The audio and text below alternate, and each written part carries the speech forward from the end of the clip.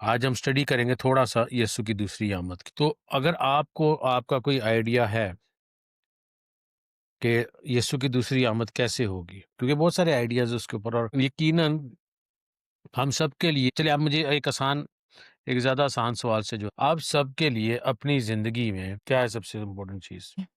Okay, very good sister जी। हाँ जी, brother.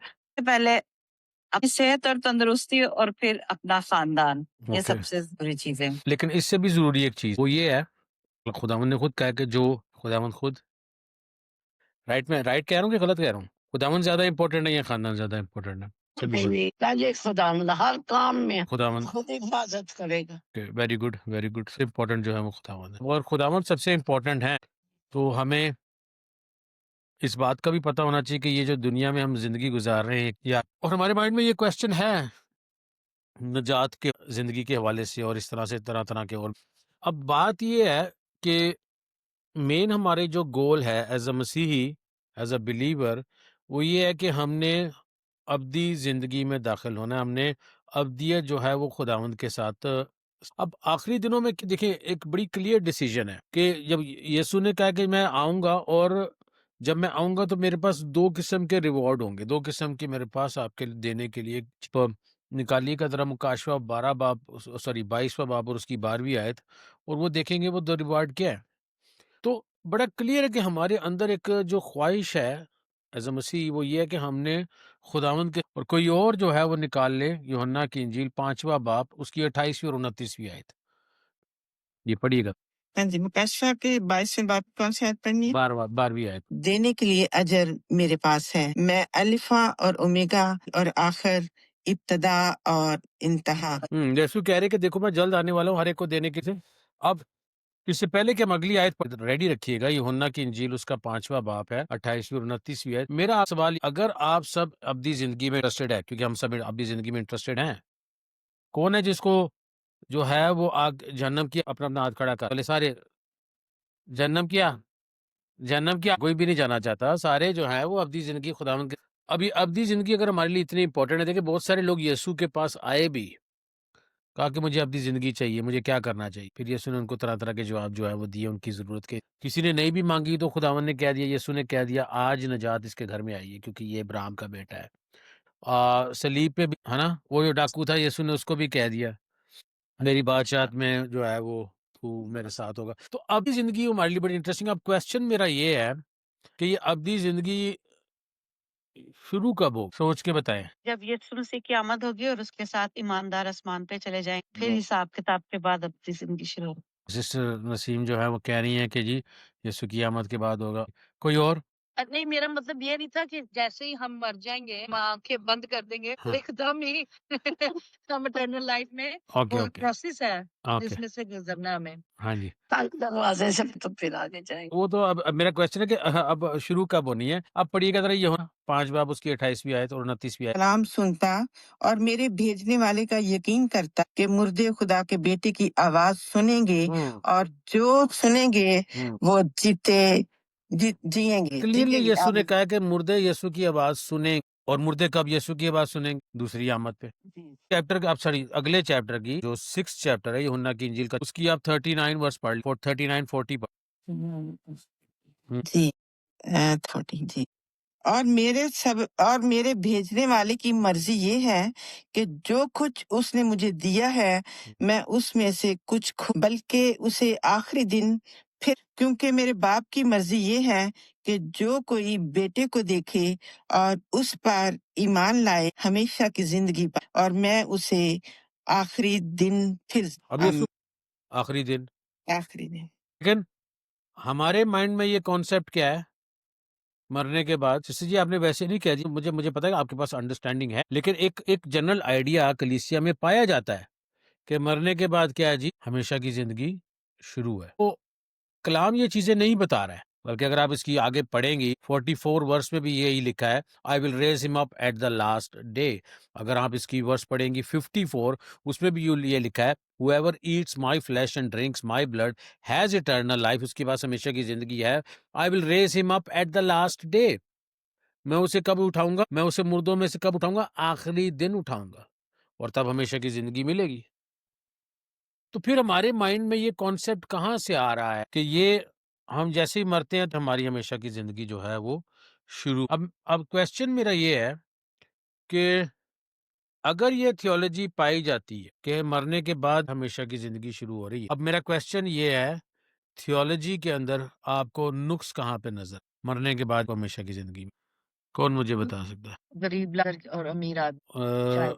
नहीं, नुक्स मैंने कहा था, नुक्स का। किसी को इसमें नुक्स नज़र आ रहा है? अच्छा, कितने यहाँ पे दलेर हैं जो कि आज तक यही यकीन करते आए थे, दलेर लोगों की मैं कि मरने के बाद हमेशा की ज़िंदगी शुरू? अगर हम पूरे तोले तो ज़रूर नहीं, कुछ हट रहे। मेरा क्वेश्चन ये नहीं है ना, मेरा क्वेश्चन ये है, आज तक कौन ये मानता आया था कि मरने के बाद हमेशा की ज़िंदगी में दाखिल? कोई भी नहीं, सारे ये मानते आए थे कि मरने जब यीशु की आमद होगी तभी हमें जो है वो हमेशा की ज़िंदगी मिलेगी। चलें, अब क्वेश्चन मेरा ये है, इस चीज़ में क्या डेंजर है, क्या नुकसान है, अगर हम ये चीज़ को मेरा सवाल ये है कि इस थियोलॉजी चलें, आगे बढ़ते हैं इस टॉपिक में, यीशु पर हम डिस्कस करेंगे। कौन मुझे ये बता सकता है कि यीशु की दूसरी आमद कोई वो फ़ील ना करे, प्रेशर फ़ील सच्चाई का तराजू यीशु ये भी है कि काफ़ी हमारी थियोलॉजी जो है ना वो गीतों पे बेस्ड होती है।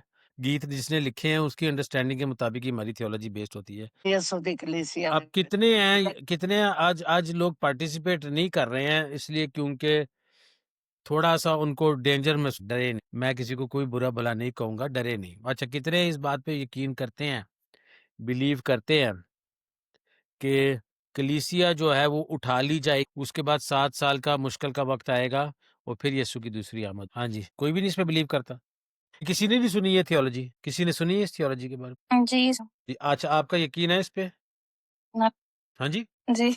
चलिए, कोई बात नहीं, कोई बात नहीं। सिस्टर के लिए तालियाँ हो जाए। आप सारे प्लीज़ अनमाइक करके अब कौन मुझे ये बता सकता है कि कलीसिया उठा ली जाएगी, फिर 7 साल का मुश्किल का वक़्त होगा, वो एंटी क्राइस्ट जो है वो अहद करेगा हैकल के अंदर इस्राएल में, और फिर वो जो है ना वो 3.5 साल बाद उस अहद को तोड़ दे और फिर और ज़्यादा मुश्किल का वक़्त, फिर उसके 3.5 साल के बाद यीशु की दूसरी आमद होगी। कौन मुझे बता सकता है इसमें क्या यहाँ पे क्या जो है वो खतरा है? हाँ जी, कोई भी? कि किसी को आपको ये लग रहा है कि ये थियोलॉजी सही है? देखिएगा, इस थियोलॉजी के मुताबिक जब कलीसिया उठा ली, एक कॉलेज ये भी है कि कलीसिया जो मुसीबतों का दौर है वो कलीसिया के उठाए जाने से पहले आए। मतलब हो सकता है दौराने हाँ। तो वो कलीसिया उठाई जाए या हो सकता है बाद में। तो 2 3 जो है डिफरेंट कॉन्सेप्ट्स हैं। कि मेरा कॉन्सेप्ट ये है कि यीशु की एक ही दूसरी आमद है, वो भी जो मुसीबत का वक़्त आना, ये मेरी थियोलॉजी है और मैं इसके ऊपर आपको हवाला जात उसके बाद कलीसिया उठाई जाएगी। हाँ जी। तो अब ये है कि ये एक ही लेसन में तो ये थोड़ा टाइम लगे सिलसिला है ये बाइबल स्टडी का, तो वो मैं आपके साथ शेयर करूँगा। मैं आपको ये कहना चाह रहा हूँ कि जो कुछ भी मैं आपको प्रेज़ेंट करूँगा, उस पे आमीन नहीं कह आपने उस पे ईमान भी नहीं, आप वो लिख लें, स्टडी करें, रिसर्च करें और जो आपकी स्टडी है, अगर आपको पसंद आए, तो यकीन करें, नहीं पसंद आए, तो रद्द कर दें। ना तो अगर आपको फर्दर क्वेश्चन आ रहा है उस आपके माइंड में, तो आप फिर फर्दर क्वेश्चन करें, चलो यकीन तो कर रहा हूँ या कर रही हूँ, लेकिन इसके बारे में क्या, इस हवाले के बारे में क्या, उस हवाले के बारे में क्या, उससे क्या होगा, बहुत ज्यादा आपको क्लैरिटी मिले। ठीक है, तो अब देखिएगा खतरा मैं आपको बताता हूँ। कलीसिया अगर पहले उठा ली जाएगी और मुसीबत का वक्त बाद में आएगा, अगर कोई शख्स इस चीज के लिए तैयार नहीं है मुसीबत के वक्त के लिए, तो क्या होगा, क्या होगा? अब खतरा ये है, इस टीचिंग के मुताबिक जो एंटी क्राइस्ट है वो क्या है, उसने फ्यूचर में आना है। किस चीज का खतरा है, जरा सोच के बताएं, किस चीज का खतरा है? मत्ती की इंजील 24वें बाब में जब स्टार्ट होता है, शागिर्द यीशु को हैकल दिखाते हैं।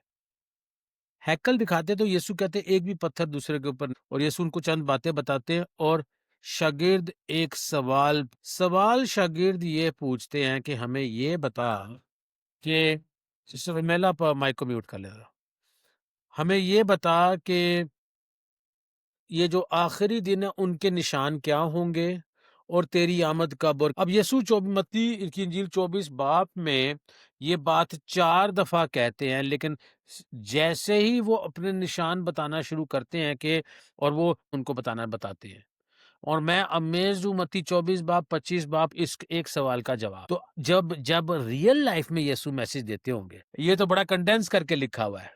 बड़ी इसको जो है ना वो इसको समराइज़ करके चंद बातें लिखी। लेकिन जब यीशु अपने शागिर्दों के साथ 2 चैप्टर्स ये इसके ऊपर डेडिकेटेड है, इस सवाल के ऊपर। तो यीशु किस तरह से शागिर्दों को अच्छा तो सबसे पहली बात है जो यीशु ने कही है वो ये कही, take heed that you will not be deceived. खबरदार क्या? गुमराह। अब ये बात यीशु ने 4 दफा कही है और 24वें बाब की 24वीं आयत में यीशु ने अगर हो सके तो the very elect will be deceived. Urdu में किस तरह से था? बरगजीदों को भी जो है वो अगर हो सकेगा तो बरगजीदों को भी गुमराह करे। और फिर यीशु आगे जाके ये भी बताते हैं कि अगर वो तुम्हें कहे कि मैं यहाँ हूँ, मैं वहाँ हूँ, यकीन ना करना। अब गुमराही जो है वो किस तरह से नहीं है और यीशु ने जैसे ही तालीम देनी शुरू कर दी, ये देखो झूठे नबी और झूठे जो है ना वो मसीह आएंगे। कुछ झूठे मसीह जो होते हैं, झूठे नबी जो होते हैं, उनको नहीं पता। अब अगर मैं ये कह रहा हूँ कि इस तरह से होगा, हो सकता है कि मैं भी, अब मैं जानबूझ के तो नहीं आपको गुमराह, लेकिन हो सकता है कि मैं भी इस कैटेगरी में हूँ, झूठे नबी की कैटेगरी में। हो सकता है कि मैं भी गलत तालीम दे रही है, वो आपकी है। अगर मैं मैं एक्सेप्ट करूंगा, अगर मैं कहीं पे गलत नहीं मेरे को समझ में आई राइट तौर से, मैं उसकी फर्दर स्टडी करूंगा और मैं आपके सामने एक्सेप्ट करूंगा कि जिम्मेदारी है कि आप मुझे तालीम दें। जो तालीम मैं आपको देता हूँ उसके आगे क्वेश्चन लेकर आए या उसके आगे आपको वर्सेस को आगे उसको पढ़ें और उसको जो है वो जब क्वेश्चन करेंगे फिर मेरी भी उसमें तालीम में जो है वो इजाफा। अब एंटी क्राइस्ट ने अगर बाद में आना है, लेकिन अभी माइंड में ये वो तो तब जाहिर होगा, एंटी क्राइस्ट तब जाहिर होगा जबकि कलीसिया उठा ली जाए। और अगर आज एंटी क्राइस्ट ऑलरेडी दुनिया में काम कर रहा है तो हम क्या है कि बड़े आराम से गुमराह हो सकते हैं। यीशु ने कहा कि गुमराही से बचना है।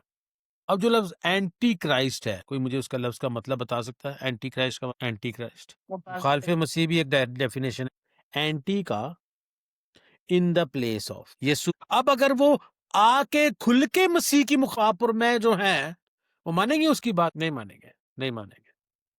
लेकिन अगर वो एंटी क्राइस्ट हो, बल्कि क्या कर रहा है, अब टाइटल जो एंटी क्राइस्ट का मुकाशवा की किताब में दिया गया है वो है सन ऑफ प्रेडिशन।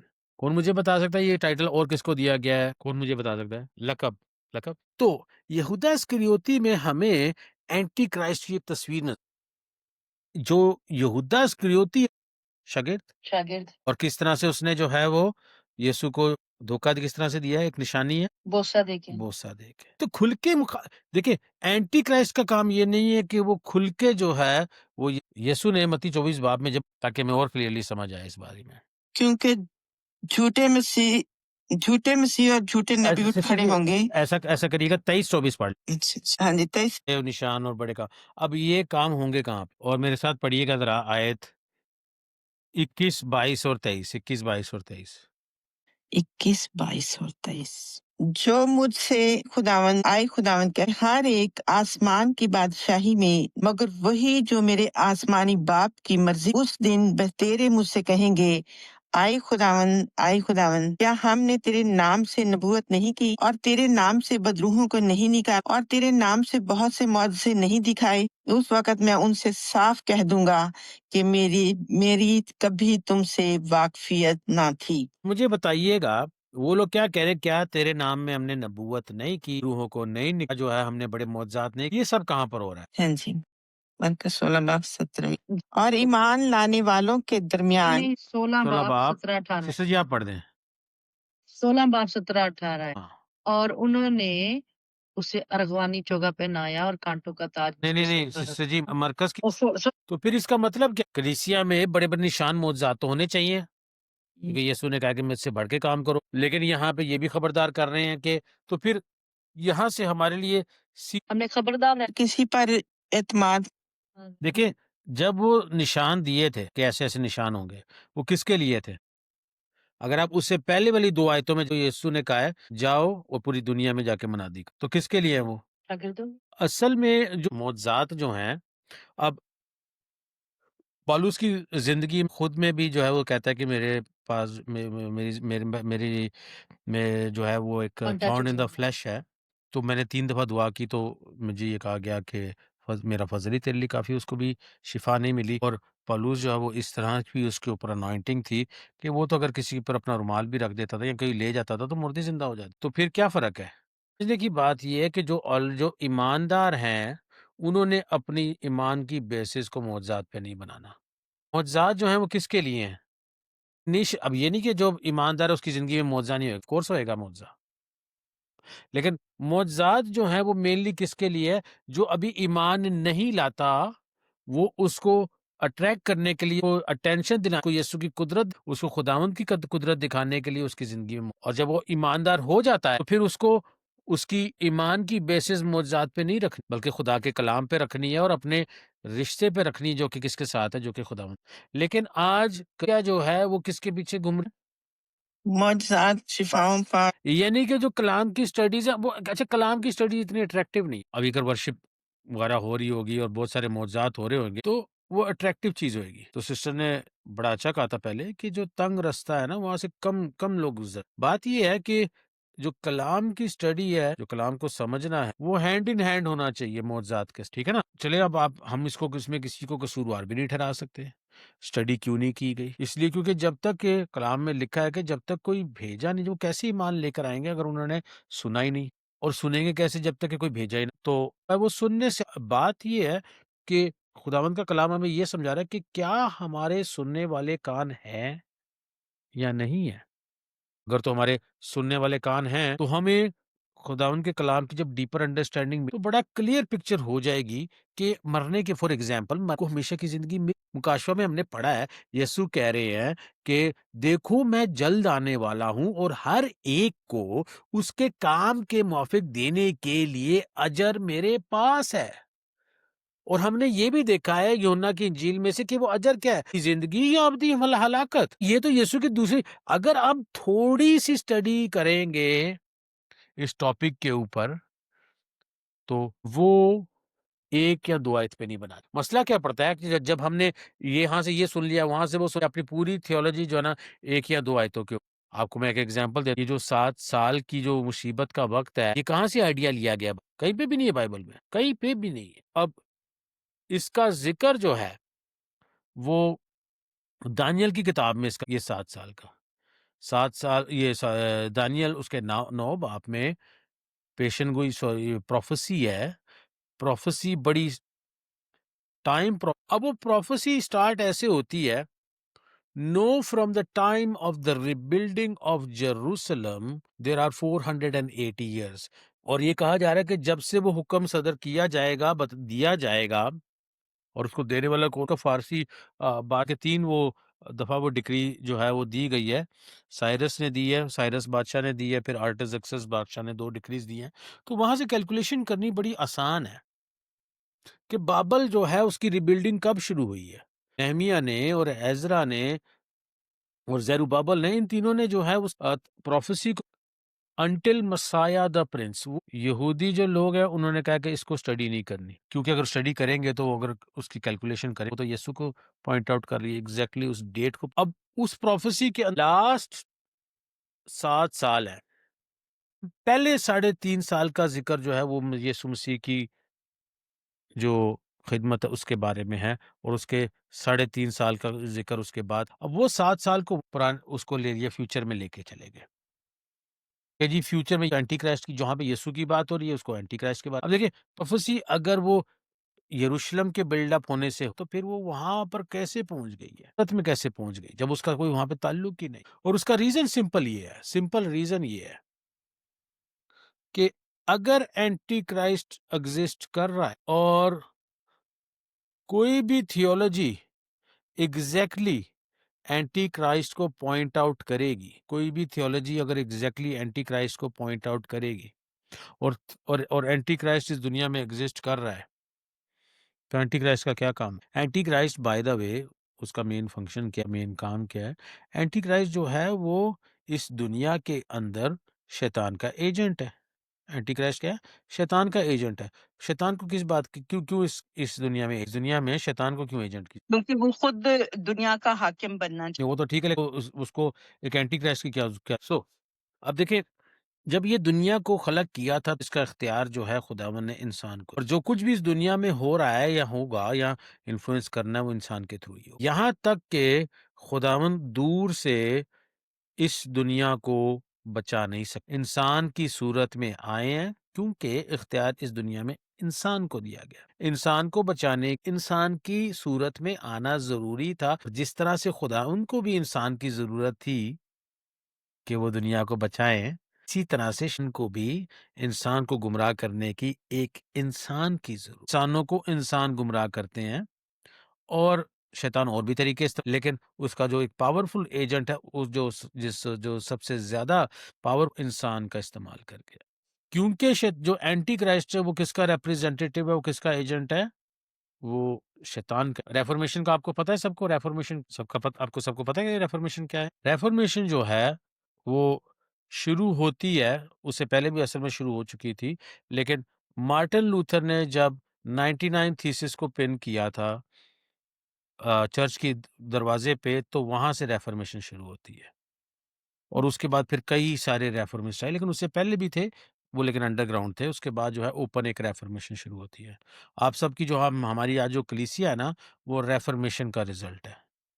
जो रिफॉर्मिस्ट थे उन्होंने एक मूवमेंट शुरू की थी, प्रोटेस्टेंट, वो प्रोटेस्ट कर रहे थे, वो प्रोटेस्ट कर रहे थे, और हम सारे चर्चेज जो जो भी है वो हम प्रोटेस्टेंट चर्चेज हैं। तो हमने वहां से जो है रिफॉर्मिस्ट को एग्जैक्टली पता था कि एंटी क्राइस्ट, और उन्होंने लोगों को तालीम भी दी, और लोग जो हैं उससे उनको बहुत सारी चीजों में, रिफॉर्मिस्ट में बहुत सारे लोगों ने अपनी जान दी, और बहुत सारी तकलीफों का और मुसीबतों का हम ये देखते हैं कि अब एंटी क्राइस्ट अगर लोगों के जहन से ये आइडिया निकाल देना चाहता है कि एंटी क्राइस्ट असल में कौन है, यानी कि आपको अगर वो छुपाना तो वो क्या करेगा, ये भी एक तरीका है, भेस बदलेगा। गुड। और क्या कर सकते, दिखाना, हाँ क्या दिखाएगा, अच्छा ये भी ठीक है।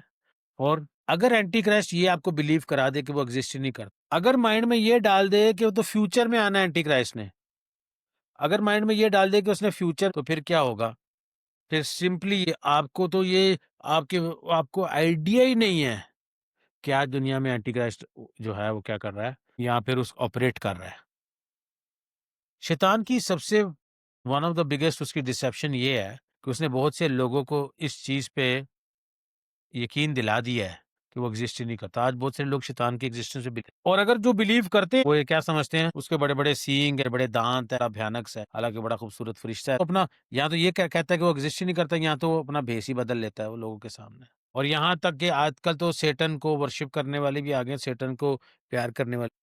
सो आखिरी दिनों में बहुत सारी गुमराही, बहुत सारी नॉलेज जो है वो बिब्लिकल नॉलेज जो है वो चंद आयतों पे किसी थियोलॉजी को लेके, चंद आयतों पे किसी थियोलॉजी को लेके वो पूरा का पूरा जो है ना वो इमारत खड़ी। सो मेरी इनविटेशन आपके लिए ये है, असल में मैंने मैसेज तो कोई भी नहीं दिया है, सिर्फ एक टीजर दिया है आज मैंने।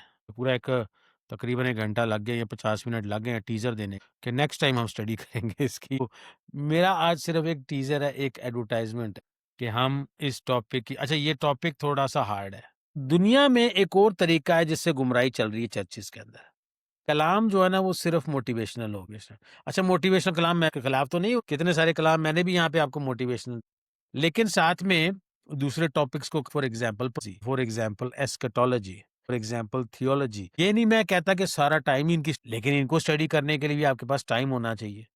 सारा टाइम जो है हम मौजूदात के पीछे भाग, प्रोफेसीज के पीछे, वो वाली प्रोफेसीज नहीं जो बाइबल में लिखी, वो वाली प्रोफेसी जो कि क्या कर रहे हैं, जो कि पास्टर्स दे रहे हैं। बस प्रोफेसी असल में वो किस चीज का वेट कर रहे थे, वो खुदा का कलाम कहाँ से वेट कर रहे हो, पास्टर की प्रोफेसी से कि खुदा ने क्या कहा है, या खुद से ही वेट करते कि पाकरू मुझे क्या कहेंगे।